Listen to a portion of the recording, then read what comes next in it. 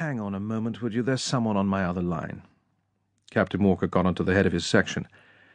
Sorry, sir, I've got a chap on who says he's James Bond and wants to talk to M. I know it sounds crazy, and I've gone through the usual motions with the special branch and so on, but would you mind listening for a minute? Thank you, sir. 2 rooms away, a harassed man, who was the chief security officer for the Secret Service, said, "Blast," and pressed a switch. A microphone on his desk came to life. The chief security officer sat very still. He badly needed a cigarette, but his room was now live to Captain Walker and to the lunatic who called himself James Bond. Captain Walker's voice came over at full strength. I'm sorry. Now then, this man, Mr. M, you want to talk to, I'm sure we needn't worry about security. Could you be more specific?" James Bond frowned.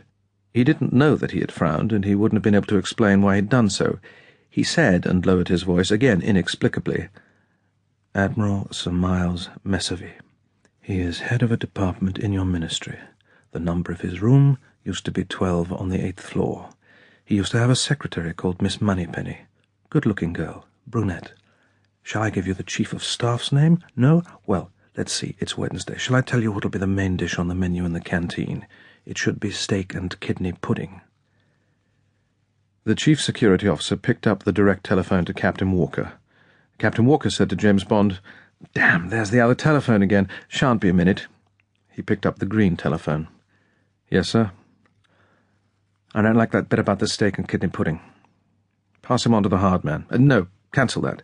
Make it the soft. There was always something odd about 007's death. No body, no solid evidence.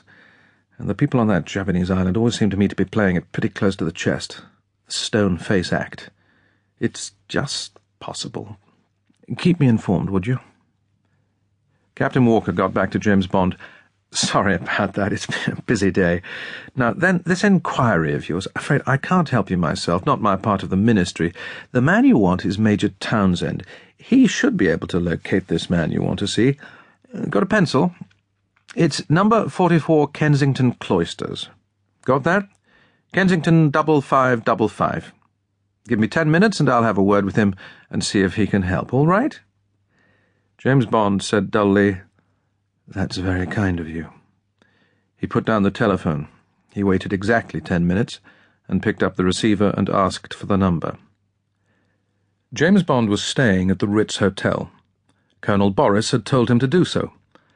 Bond's file in the KGB archive described him as a high liver, so on arrival in London he must stick to the KGB image of the high life.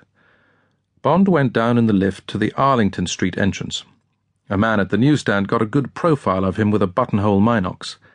When Bond went down the shallow steps to the street and asked the commissionaire for a taxi, a Canonflex with a telescopic lens clicked away busily from a Red Roses laundry van at the neighbouring goods entrance, and, in due course, the same van followed Bond's taxi while a man inside the van reported briefly to the action room of the special branch. Number 44 Kensington Cloisters was a dull Victorian mansion in grimy red brick. It had been chosen for its purpose because it had once been the headquarters of the Empire League for Noise Abatement, and its entrance still bore the brass plate of this long-defunct organisation, the empty shell of which had been purchased by the Secret Service through the Commonwealth Relations Office. It also had a spacious old-fashioned basement, re-equipped as detention cells, and a rear exit into a quiet mews. The Red Roses laundry van watched the front door shut behind James Bond, and then moved off at a sedate speed to its garage not far from Scotland Yard, while the process of developing the Canonflex film went on in its interior. "Appointment with Major Townsend," said Bond. "Yes, he's expecting you, sir. Shall I take your raincoat?" The powerful-looking doorman put the coat on a coat hanger and hung it up on one of a row of hooks beside the door. As soon as Bond was safely closeted with Major Townsend, the coat would go swiftly to the laboratory on the first floor, where its provenance would be established from an examination of the fabric. Pocket dust would be removed for more leisurely research. "Would you follow me, sir?" It was a narrow corridor of freshly painted clapboard with a tall single window which concealed the fluoroscope triggered automatically from beneath the ugly patterned carpet. The findings of its X-ray eye would be fed into the laboratory above the passage.